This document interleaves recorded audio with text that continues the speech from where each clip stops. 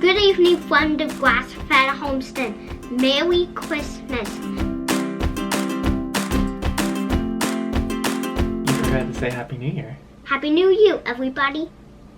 I hope you guys have a nice Christmas. What kind of video are we making tonight? A good video. A goal video? Yes.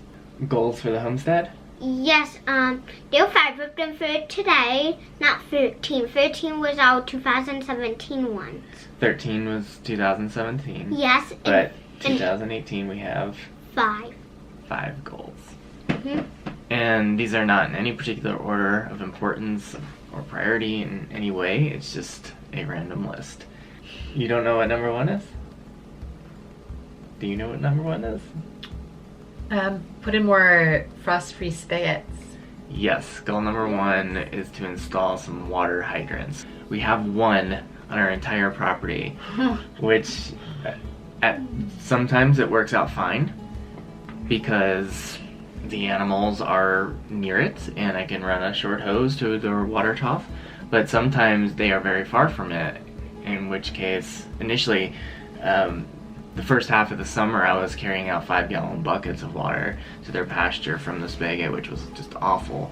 And then eventually I wound up purchasing hundreds of feet of hose. A couple hundred feet of our expensive, non-toxic, stainless steel fittings, water rights hose. These are the only hoses I've ever been able to find in the market that are 100% non-toxic, no lead.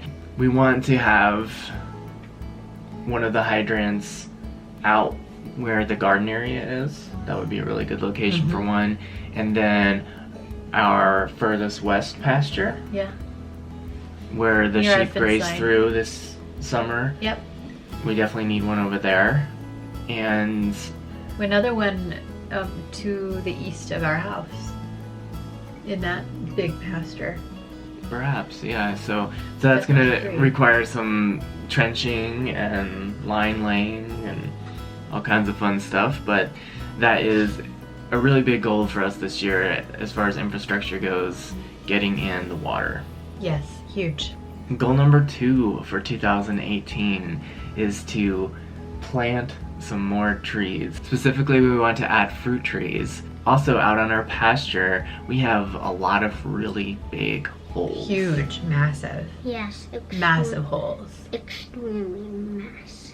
Our dog very kindly dug these holes for us, and that's how we knew that he was feeling better, because he dug 3 or 4 foot deep craters all over our pasture, and instead of just filling them with dirt, we figured might as well use it as an opportunity to plant some trees. Absolutely. So out on pasture, I'm probably going to be putting in some locust trees, black locust, maybe some honey locust. The honey locust actually creates a pod. It drops the pod to the ground. They're very sweet, lots of carbohydrates in there. The animals will eat them and get lots of nice energy from them. Black locust is a pollinating insect attractor. The flowers it produces attracts a lot of beneficial pollinators, and the wood yield from a black locust is one of the best yields you can get. It's rot resistant. Nice. And it has a very high BTU rating for burning. Should you grow trees, you ever need to. They will provide shade, which is something really critical for the pasture. Goal number 3 is to build a cold smoking cabinet. What would we put in it? Well, it's for hanging pork bellies and smoking them for bacon. And cheese? Sausage, cheese, really anything we want in there. But mainly it's going to be for smoking pork products. And what this is going to do is further our harvest. It's going to not just flavor the meat, but also it adds a layer of preservation. So once the meats are cured, they're gonna be salted in the refrigerator and then dried off, or they can be wet brined if it's a ham, and then hung in the smoking cabinet where it will have cold smoke infused throughout the cabin. The cold smoke, like I said, it flavors it, but there is a preservation process that it adds to the meat. It further dries it. It reduces the pH in it. Oh, nice. And inhibits harmful bacteria and mold by growth making it more acidic. on the outside. Right. Goal number 4 is in regards to the lamb operation. Goal number 4 is to get the lamb operation, which is selling the meat to customers. We want to get that profitable. So far, it hasn't really been profitable. The first year, our expenses were about $5.42 a pound, and we sold them at $5 a pound. We didn't know what the expenses were going to be. It was our first year. We had no idea. So we definitely lost money there. This year, the best case estimate that I could calculate, it was really hard this year because we had other animal systems using the same resources, using the hay, using minerals and stuff like that. So it was really hard to calculate, but I did the best I could, and the number I came up with was $5 a pound is what it cost. But that doesn't take into consideration the cost of the breeding stock, what the upkeep for them is, and to really be fair for the cost of raising the lambs, we'd have to take in the cost of the breeding stock, because without breeding stock, we don't get lambs. Right. So it is definitely higher than $5 a pound, but that was the best I could calculate under the circumstances. And we sold them at $5.50 a pound. So you would think, okay, well, that's profitable, but it wasn't really, again, because we had so many other expenses with the breeding stock. We are going to have to increase prices because there's nothing I can do at this point to reduce our expenses. Right. Our biggest ongoing expense is feed, hay. That is an expense that we're incurring all year. We're having to hay feed year round to establish our pastures. Our pastures are in such poor condition, we don't have the grass to sustain a flock of sheep on them. So we have to bring in the hay, which is expensive. So I'm not able to reduce our costs at this point. We're gonna have to increase the cost of the meat so we can get it profitable, because if it's not gonna be profitable, No sense in doing it. we're not going to be taking the liability of raising these animals for other people at a loss or even breaking even. It just wouldn't make sense. Goal number 5 is to increase the size of our garden and to put up a tall deer fence. So we have some fence posts, very nice cedar posts left over from last year when we put in our perimeter fence. We're going to use those with a 6-foot wire deer fence to increase the footprint and probably create some new walkways and just have more room for planting. We have a lot of, go ahead. I think the deer fencing's gonna be 7 feet. 7 feet. Okay. And I'm not sure those poles, because when we sink them in the ground 3 feet, they'll only be Right. 5 feet. So we'll just have to play with it and see if they work. They may work, Yeah. they may not. We'll just have to see how that goes.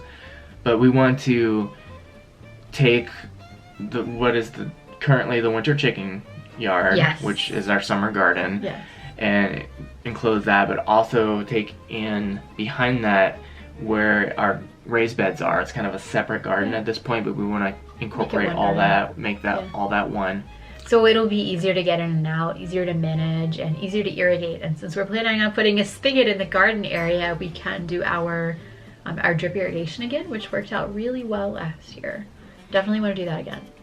Also, I would like to make it a little bit more pretty in there. Oh, definitely. And we definitely need to do some weed eating it's a and little put down threadbare. some flagstone. It's a little make it look threadbare pretty. right now, but what I'd like to add is just bending a cattle panel at the entrance there and putting some Oh, vining plants that sounds over nice. it, and use it as a trellis for kiwi berries or Roses. other things that would be vining that would produce a fruit of some kind. Oh, I love kiwis. And it would just add some beautification to the Look good. process, and just do little things like that to Yeah. make it a destination rather Yes. than just a place Maybe where get we a go bench. do some harvesting. Absolutely. I love it. Good plan. Maybe even a water feature. What do you think? Ooh. Let's no not. doubts. We're not adding that to the goal though. The No. water feature, but Keeping things simple for now. We'll see how it Right. goes.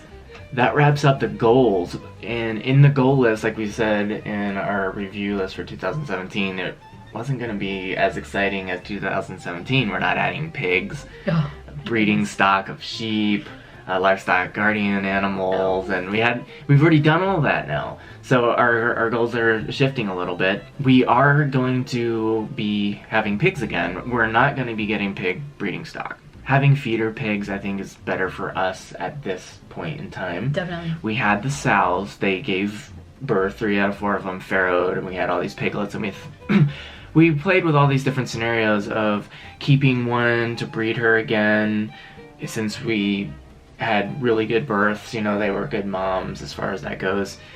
And we started playing with these different scenarios. We'd keep one. Oh, no, but then it was like, well, no, let's not do that because then we have less harvest. We don't want to overwinter. Let's keep a couple of the female piglets and breed them next year. And we just started playing with all these different scenarios. But the reality of it is, when the snowstorms came, it's become more challenging to keep these animals and to keep everything going over the winter. The sheep are a little bit hardier, I think, for dealing with this kind of stuff versus the pigs. I'm not sure we're at the point where we want to be breeding pigs. No. As it stands right now, we have 5 piglets left. We harvested one a little over a week ago with our sheep breeder, Tess. She came here to harvest one with me. She didn't come just to help me harvest it. It was her piglet to harvest. So a lot of things went wrong with it. I filmed a little bit of it. I was having a lot of complications with getting everything to work out right, so I didn't have a lot of time to work with the camera. The first thing that went wrong, I had set my burner, where the barrel sits, on top of the snow, and once I ignited the flames to it to heat up the water so I could scald the piglet, the snow underneath it melted and it tipped and the whole barrel dumped. And that was after about 45 minutes to an hour of heating the water, and we were out of time. We didn't have another hour to wait to fill the water up again and heat it again. So we resorted to using a little propane burner. It was a full brand new tank, and we started torching the hair to get the hair off. The whole goal here is to remove the hair so you can get the skin and have really nice crackling. So we were scorching the hair off with the burner, and we got about 40% of the way through at best, and the burner died. So it was not a good scenario overall. Basically, we wound up just eviscerating the hog and sending it home with Tess, partially de-haired, and she had to finish the job at home with her propane burners there. But we do intend, probably sometime in the next few weeks, trying again. We're going to wait for a little bit warmer of a day. If we can get up into the 30s, something like that would be great.